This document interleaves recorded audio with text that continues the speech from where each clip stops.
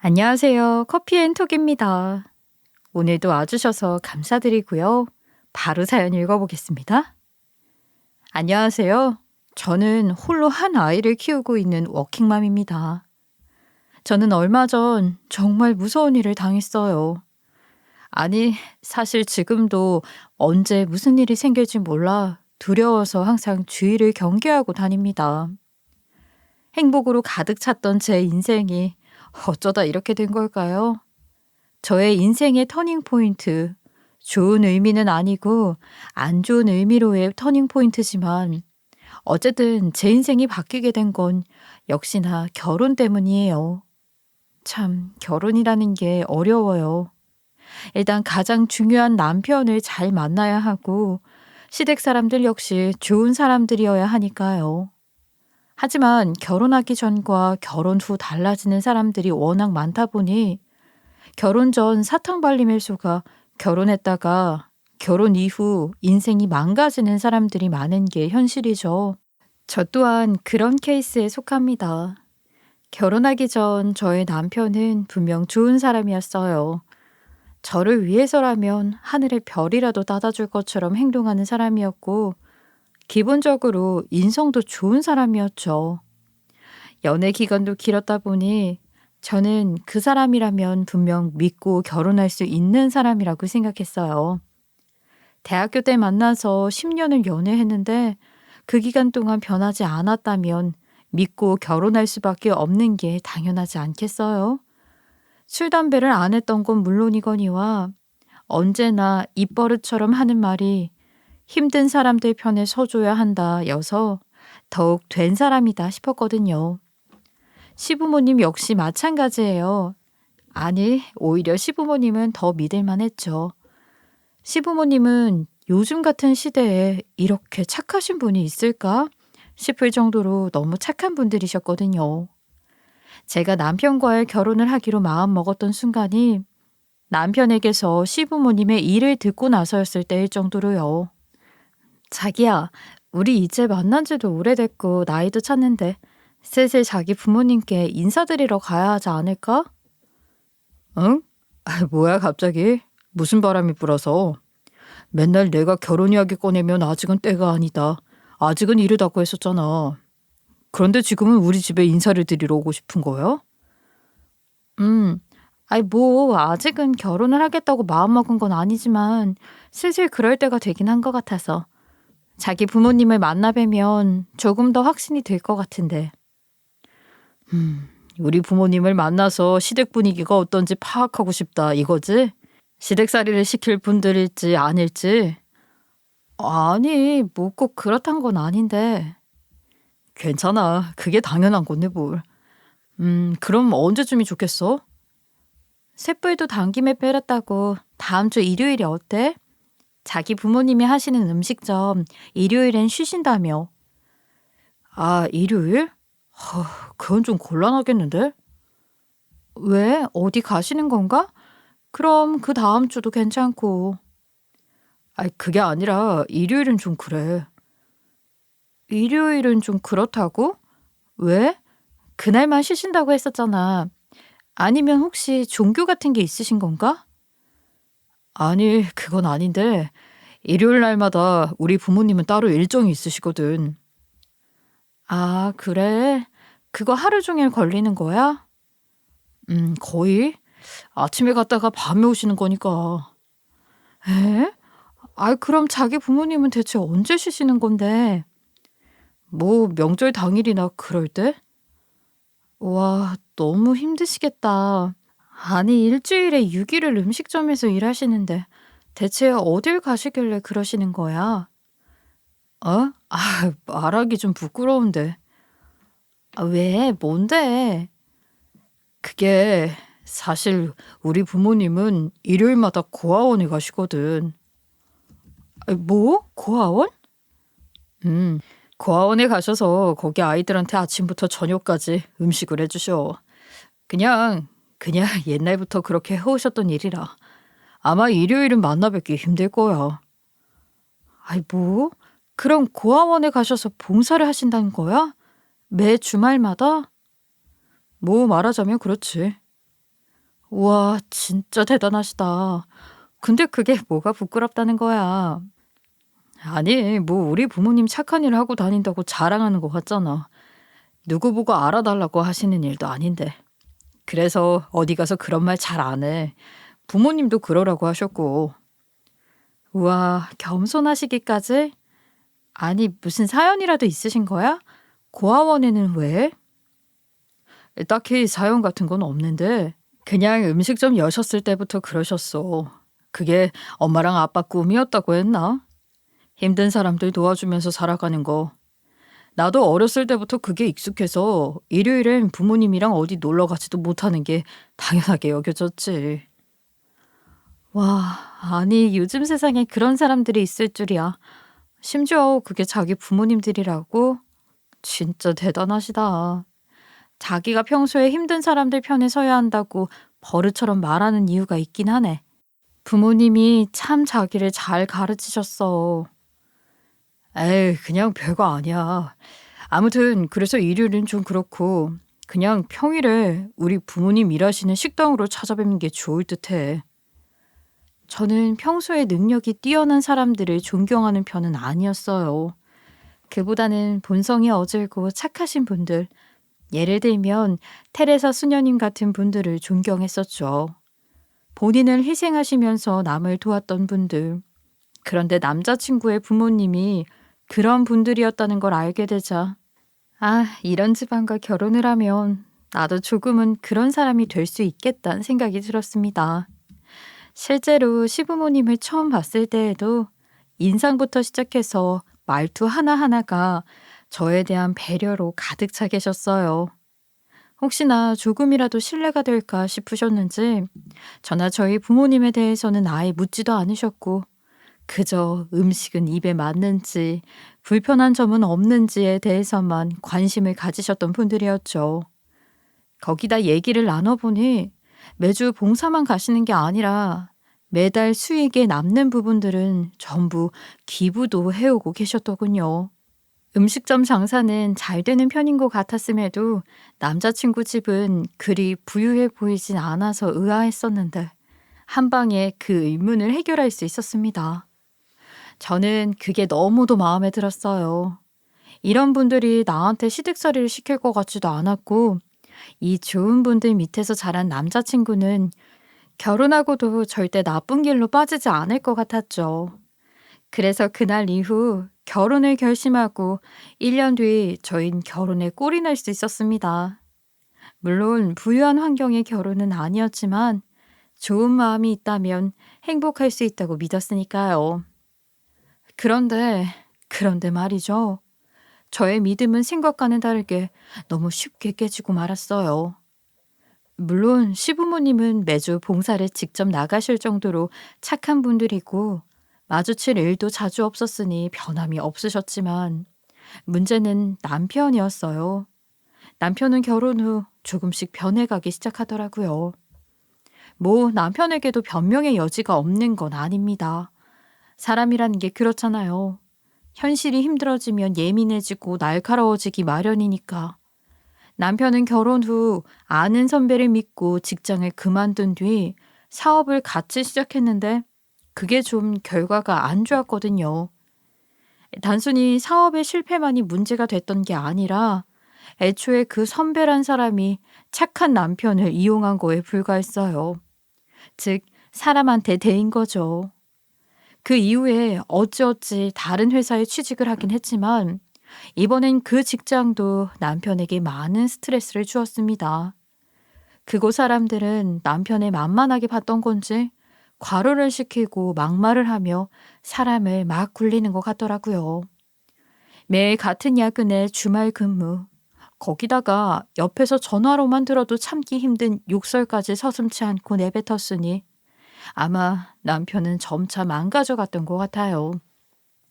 물론 처음엔 그런 남편에게 조금이나마 힘이 돼주기 위해 저도 많은 노력을 했어요.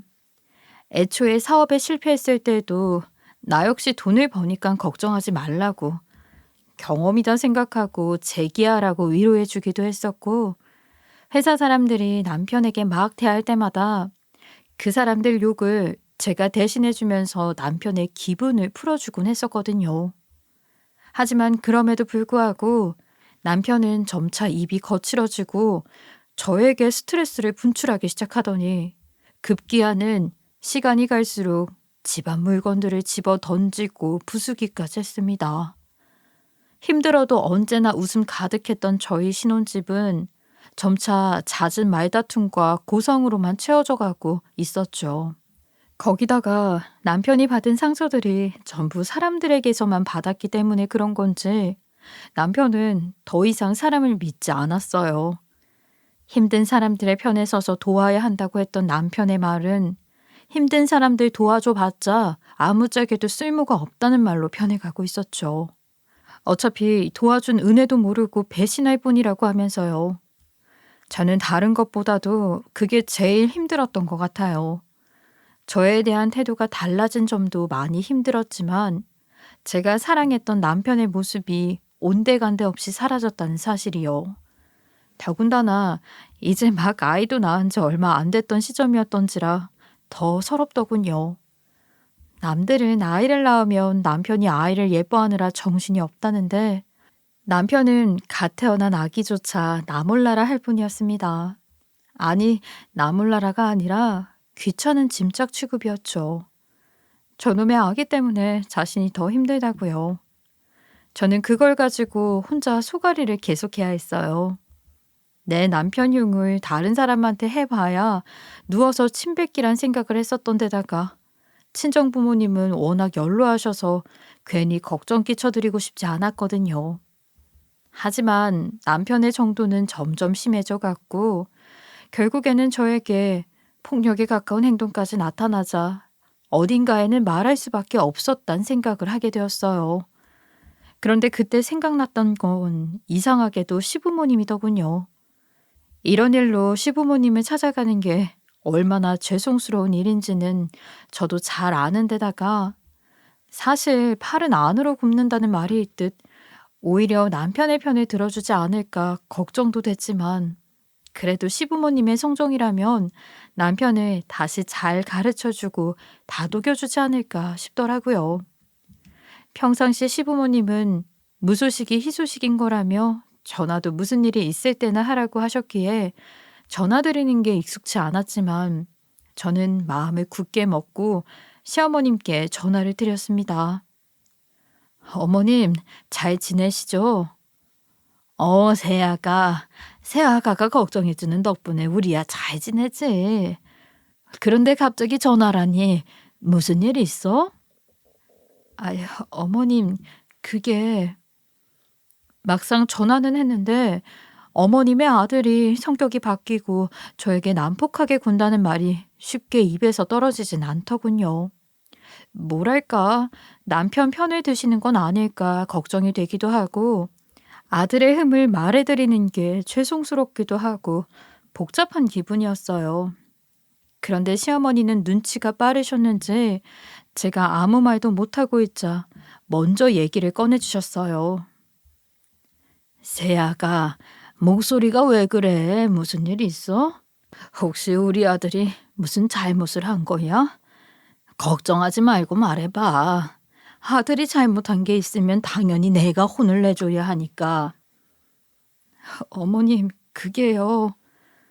어머님이 저를 위로해주고 제 편을 들 것처럼 말씀해주자 한결 속이 편해지더군요. 저는 그제야 남편이 결혼 후 어떻게 되었는지를 말씀드렸어요. 그렇게 변하게 된 사정도 함께 말이죠. 아이고, 그랬구나, 세아가. 많이 힘들었겠다. 미안해. 시부모란 사람들이 이렇게 신경을 안 쓰니 우리 아들이 그렇게 된 것 같구나. 진작 우리가 신경 쓰고 그런 일 없도록 했어야 했는데 너무 걱정하지 마렴. 우리가 해결해 줄게. 시어머니는 그렇게 말씀하시더니 잠시 뒤 집으로 오라고 하시더군요. 남편에게는 시어머니께서 직접 따로 말해놨으니 남편도 올 거라고 하시면서요. 저는 시어머니라면 믿을 수 있겠다. 이제 우리 가정은 다시 행복해질 수 있겠다 생각하며 아이를 보고 웃었어요. 그리고 곧 아이를 데리고 시댁으로 향했는데 참, 저의 기대는 현관문을 열기 전부터 무너지고 말았어요. 집안에서 시부모님과 남편이 다투는 소리가 집 밖까지 들리는데 남편은 시부모님 앞에서도 거친 말을 서슴없이 하고 있더라고요. 아, 무슨 상관이냐고요. 이제 전 독립했으니 신경 좀 쓰지 말고 내버려 두세요. 내가 무슨 애도 아니고 언제까지 이렇게 간섭하실 건데요? 아니 얘야, 간섭이 아니라 지금 새아가가 힘들다고 하잖니. 그런데 우리가 어떻게 가만히 있어? 아, 걔가 힘들든 말든 내가 알아서 할 테니까 신경 끄시라고요. 그리고 걔가 힘들긴 뭐가 힘들어요. 정작 힘든 건 나거든요. 내가 밖에서 지금 무슨 대접을 받는지도 모르면서. 아니, 그건 들어서 알지만. 아버지, 듣는 거랑 직접 겪는 거랑 같을 줄 알아요? 저 좀 그만 괴롭히세요. 지금 가뜩이나 힘들어 죽겠는데 왜 부모님들까지 이러시는 건데요? 아이고, 여보, 뭐라고 말 좀 해봐요. 알겠어요, 여보. 아들, 너 지금 네 엄마한테 이게 무슨 말버릇이냐? 이 애비가 너를 그렇게 가르쳤어? 힘든 사람 집으로 불러다가 한다는 소리가 잔소리밖에 없는데 그럼 나보고 어쩌라는 건데요? 그건 네가 잘못을 하고 있으니까 그런 거지. 이제 아기도 태어나서 새아가 몸조리도 잘해줘야 하고 신경도 많이 써줘야 하는데 남편이라는 놈이 집에 와서 스트레스만 아내한테 푼다는 게 말이나 돼? 아이, 무슨 스트레스를 풀어요, 풀긴. 그냥 다툴 만한 일이 있어서 다투는 것뿐인데. 이놈아, 그래도 너는 네 아이 보는 게 부끄럽지도 않아? 엄마야말로 부끄러운 줄 아세요. 남의 자식들 있는 고아원에 가서 맨날 밥이나 해주고 돈이나 주느라 돈 한 푼도 못 모으시더니 저 결혼할 때 뭐 제대로 해준 게 있기나 해요?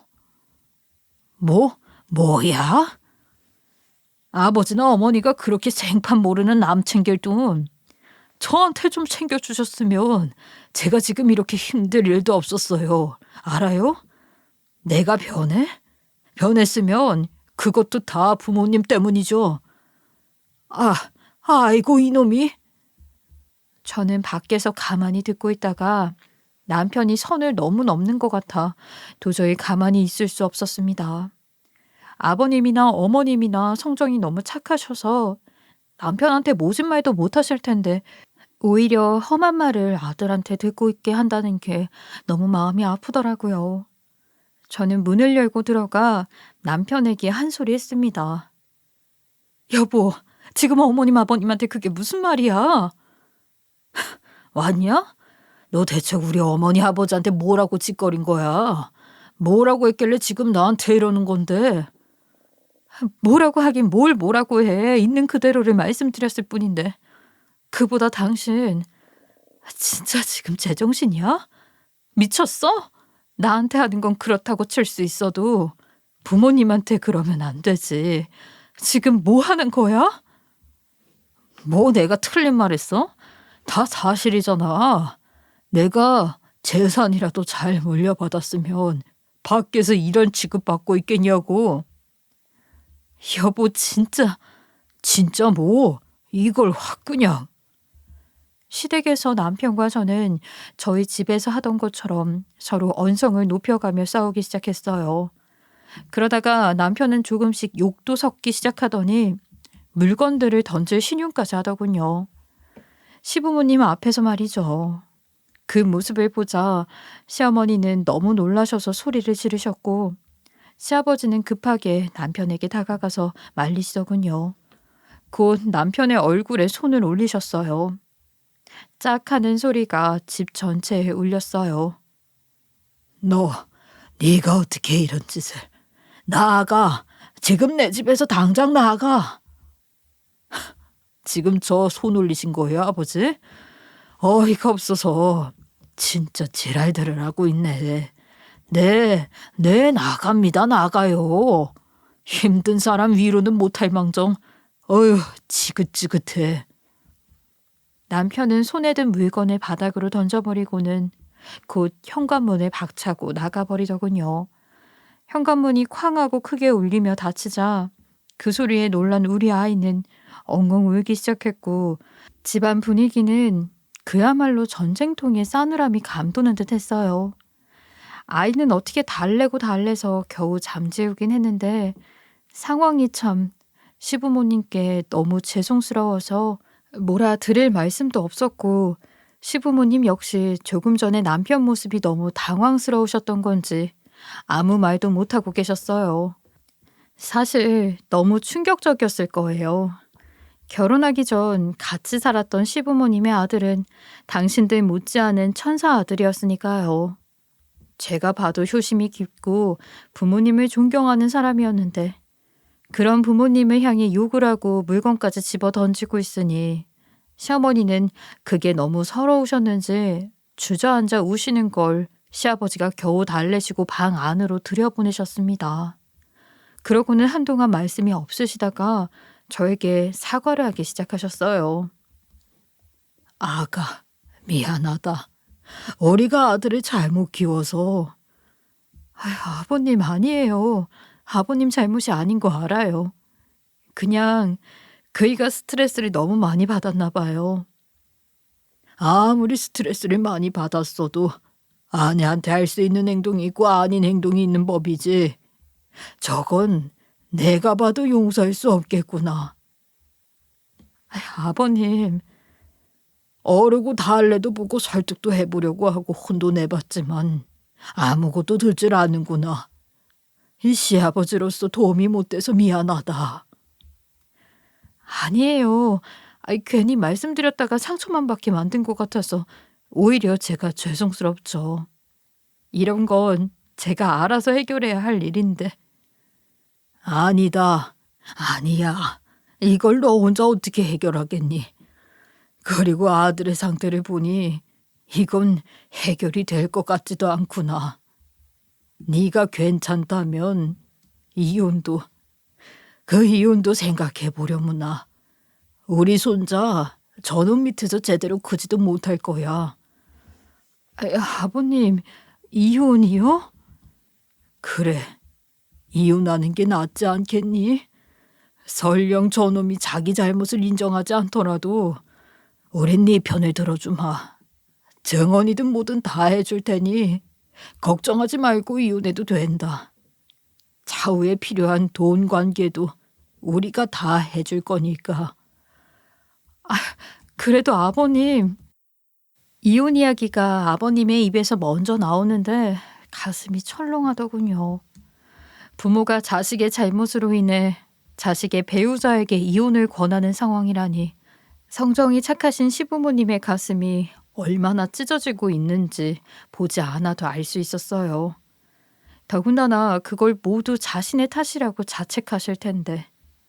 하지만 그렇다고 앞으로도 저 남편을 내가 감당할 수 있을까를 생각해 보니 그건 도저히 불가능할 것 같았습니다. 심지어 그 환경 속에서 커나갈 아이를 생각한다면 감당을 할 수 있느냐 없느냐가 아니라 그러면 안 되겠다는 생각이 들더라고요. 결국 저는 시부모님의 도움을 받아 이혼을 하게 되었어요. 너무나도 죄송스러웠지만 저로서는 어쩔 수 없는 선택이었어요. 이혼 후 양육권은 당연하게도 저에게 있었습니다. 이혼에 있어 귀책 사유는 온전히 남편에게 있었던 데다가 남편의 난폭적인 모습들이 반영이 되어 법원은 쉽게 결정을 내려주더군요. 하지만 남편은 그 판결에는 따르지 못하겠다면서 양육비도 저에게 계속 주지 않았어요. 그러고는 저에게 혹시나 양육비 얘기를 꺼내면 가만두지 않겠다고 협박까지 하곤 했죠. 참, 아이를 낳느라 일도 그만둔 상태였는데 당장 돈이 없으니 답답하더군요. 물론 집이야 부모님 집에 들어가 살아서 큰 문제는 없었지만 자식이 이혼을 하고 집에 돌아온 것도 큰 상처가 되실 텐데 경제적으로도 부모님께 신세를 지려고 하면 너무 염치가 없을 것 같아서 말을 꺼낼 수 없었어요. 그나마 있던 돈들은 기저귀 값으로 다 쓰고 이제 통장의 잔고는 0을 향해 가고 있었는데 이제 어떻게 해야 하나 고민을 하던 찰나 시부모님께 연락이 왔습니다. 아가, 잘 지내고 있니? 아, 어머님, 네, 잘 지내고 있어요. 어머님, 아버님도 건강하시죠? 우리야 잘 지내면 안 되지. 우리가 죄인인데. 아니에요, 어머님. 그런 말씀 마세요. 그래도 어머님, 아버님이 도와주셔서 이혼도 별탈 없이 했는데. 아니야, 아니야. 아들 잘못 키워서 너나 우리 손주까지 고생시킨 건 씻지 못할 죄를 지은 거란다. 그래서 말인데, 혹시 아들이 너한테 양육비 잘 주고 있니? 네? 아, 그게... 아휴, 그것도 제대로 안 주고 있지. 이 몹쓸 놈. 그건 걱정 말 거라. 우리라도 대신 줄 테니까. 네? 아니에요, 어머님. 어머님이 왜? 아니야. 우리라도 주는 게 맞아. 아들이 잘못을 했으면 부모가 대신 죄값을 치러야 하지 않겠니? 괜찮아요, 어머님. 양육비는 제가 전 남편에게 받을게요. 그게 쉽겠니? 일단 우리가 주는 거라도 받으려무나. 네가 죄송할 거 하나 없어. 그리고 네 아들, 우리 손주 생각해서라도 받아야지. 너도 그렇고. 어머님, 저는 시부모님이 이혼 과정에서 얼마나 마음 아파하셨는지, 얼마나 상처를 받으셨었는지 잘 알기에 돈을 받지 않으려 했으나 시부모님은 무조건 받아야 된다고 하셨습니다. 거기다 저희 아들이라도 좋은 환경에서 잘 커야 한다고 말씀하셔서 결국 저는 어쩔 수 없이 그 돈을 받기로 했죠. 솔직히 제 상황이 썩 좋은 상황은 아니었다 보니 솔직히 다행이긴 했습니다. 적어도 당분간 기저귀 값은 걱정 안 해도 되겠다 싶었으니까요. 대신 일단 애가 어느 정도 크고 나서 제가 다시 재취업을 하여 일을 할 수 있게 된다면 그땐 꼭 돈을 갚아야겠다고 다짐했어요. 양육비는 남편에게 받을 돈이지 시부모님께 받을 돈은 아니니까요. 그렇게 저는 시부모님께 받는 양육비로 육아를 하며 시간을 보냈어요. 틈틈이 재취업을 준비하면서 혼자 일어서기 위해 최선을 다했죠. 부모님께도 언제까지고 신세를 질 수는 없으니 독립계획도 천천히 세우고 있었어요. 그런데 지금으로부터 2년 전 갑자기 시부모님의 연락이 딱 두절됐습니다. 양육비도 더 이상 입금이 되지 않았고요.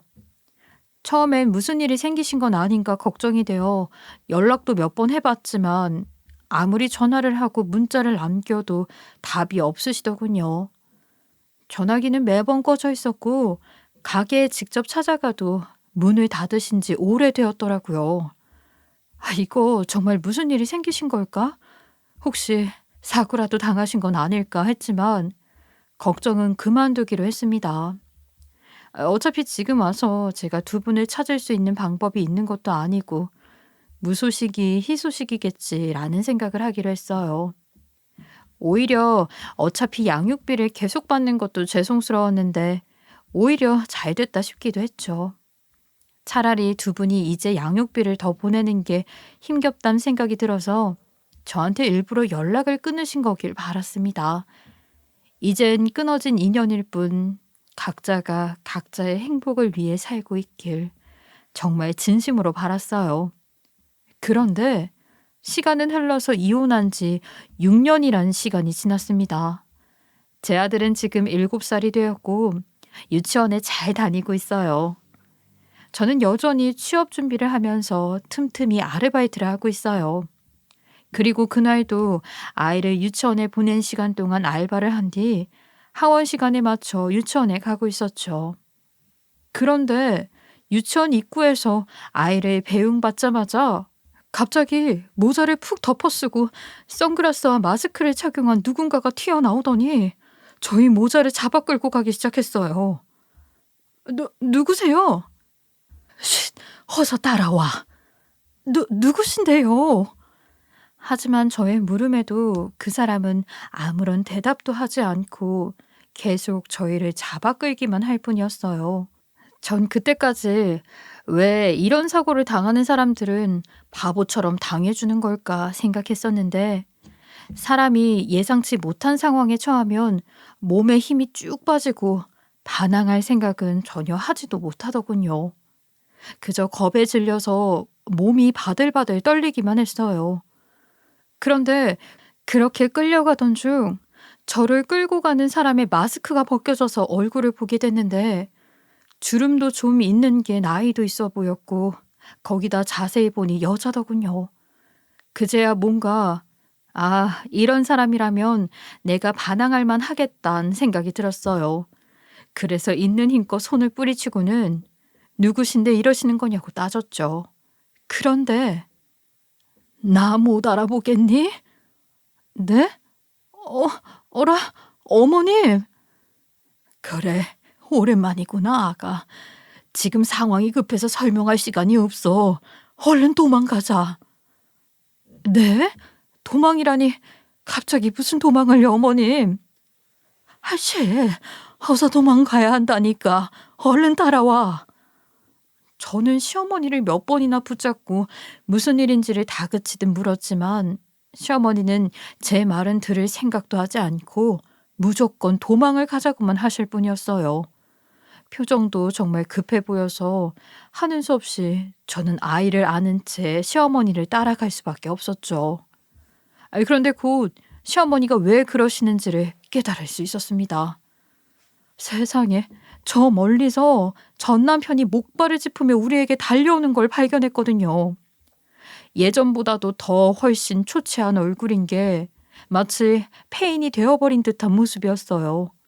그리고 무언가 얼굴에 도끼가 가득해 보이는 게 당장이라도 저에게 해코지를 할 것만 같았어요. 저 악마가 여기를 또 따라왔어. 내가 이럴 줄 알았지. 아가, 어서 도망가자. 어서. 저 악마한테 붙잡히면 우리 모두 목숨이 위험해. 얼른 도망가자, 얼른. 저는 아이를 안고 정말 미친 듯이 달렸습니다. 참 지옥 같았어요. 아이는 쫓아오는 전 남편의 모습에 겁에 질린 건지 엉엉 울기 시작하고 있지. 뒤에서는 전 남편이 무섭게 쫓아오지. 온몸에 식은땀이 흘러내리고 정신이 나갈 것 같았죠. 그런데 시어머니는 나이가 나이이자 보니 지치셨는지 더는 뛰질 못하시더군요. 결국 시어머니는 전 남편에게 붙잡히고 말았습니다. 어머님, 내 신경 쓰지 말고 얼른 가 얼른. 정말 미치고 팔딱 뛰는 줄 알았어요. 그 상황에서 저라도 살기 위해 계속 도망을 가야 하는 건지 아니면 시어머니를 어떻게든 구출해야 하는 건지 판단이 잘 서질 않더라고요. 하지만 차마 시어머니를 그대로 내버려 둘 수가 없더군요. 그렇게 성정이 착하신 분들인데 저를 위해 고생하시고 양육비마저 대신 보내주신 분들인데 도저히 그냥은 가지 못하겠더라고요. 저는 약간의 거리는 유지한 채 전 남편에게 소리를 질렀습니다. 지금 뭐 하는 거야? 당장 그만두지 못해? 뭐? 네가 지금 뭘 한다고? 시끄러워. 시어머니 당장 놓아줘. 그렇지 않으면 경찰에 신고할 거야. 신고? 신고 좋지. 그래 얼른 신고 좀 해. 제발 경찰에 신고하라고. 저는 전 남편이 정말 미친 건 줄 알았습니다. 그 외에 사이코 같은 놈들이 저렇게 하잖아요. 그래서 더더욱 무서웠는데 그 와중에 시어머니가 신고를 하지 말라고 외치시더군요. 아가, 신고는 하면 안 돼. 그냥 도망가. 네? 그게 무슨... 신고하지 말라니까. 예? 하지만 어머님이 안 돼요. 지금 신고하지 않으면 어머니를 구할 수 없어요. 신고하면 안 된다고. 그냥 너는 도망이나 가. 쓸데없는 짓 하지 말고. 어머님은 이상하게도 제가 경찰에 신고하는 걸 계속 말리려 하셨지만 그 상황에서 전 어쩔 수 없었습니다. 아이를 안고 제가 언제까지 도망갈 수도 없거니와 경찰에 신고하는 것 외에는 달리 어머님을 구출할 수 있는 방법도 없으니까요. 그런데 신고를 하는 동안 전 남편은 오히려 태연하게 있더군요. 딱히 저를 제지하지도 않았고 그저 멀찍이서 저를 지켜만 볼 뿐이었어요. 그런데 그 와중에 시어머니는 전 남편의 손을 어떻게 뿌리치시더니 저와는 반대쪽 방향으로 도망을 가셨습니다. 그리고 전 남편은 그런 시어머니를 더는 쫓지 않더군요. 뭔가 이상하긴 했지만 일단 시어머니가 도망가신 건 다행이라고 생각했어요. 그리고 이제 경찰이 올 때까지만 전 남편에게 도망을 가든 이 자리에서 어떻게든 버티든 하면 되겠다 싶었죠. 이왕이면 전 남편이 도망 못 가게 오히려 이 자리를 지키는 게 좋겠다 싶기도 했고요. 다행스럽게도 전 남편은 지쳐있던 건지 계속 그 자리에 가만히 서 있기만 했습니다. 그리고 곧 경찰이 왔고 저는 그 경찰에게 자초지종을 설명해 주었어요. 저기 목발을 짚고 있는 저 남자가 나와 우리 아이를 해하려 한다. 어서 잡아가 달라고요. 그러자 경찰은 전 남편에게 가더니 무언가를 이것저것 물어보더군요. 전 남편은 딱히 반항하지 않은 채 경찰에게 열심히 설명을 하는 듯 했습니다. 그리고 경찰은 남편에게서 무언가를 듣더니 저에게 다시 온 후 같이 경찰서에 가자고 하더군요. 가서 모든 것을 설명해 주겠다고요. 일단 경찰이 있으니 저에게 무슨 일이 생기진 않겠다는 생각이 들어서 저는 경찰의 말대로 했어요. 목발을 짚고 있는 전 남편과 함께 경찰서로 향했죠. 그리고 그곳에서 저는 충격적인 사실을 들을 수 있었어요. 지금으로부터 2년 전쯤 시부모님은 사이비 종교에 빠지게 되었다고 하더군요. 계기는 남편에게 여동생이 있었는데 그 여동생이 먼저 빠졌고 시부모님을 끌어들인 것 같다고 합니다. 그때부터 가게도 닫아버리신 채 매일 사이비 종교 활동을 나갔다고 해요. 전 남편은 그것을 알게 된 후 그곳에 가서 동생과 시부모님을 빼내려고 했답니다. 그 당시 여전히 사이가 안 좋긴 했으나 그래도 가족인 동생과 부모님이 저런 곳에 빠져 계신 걸 두고 볼 수 없었다더군요. 그래서 이래저래 난리를 치고 깽판을 치면서 그곳을 뒤집었대요.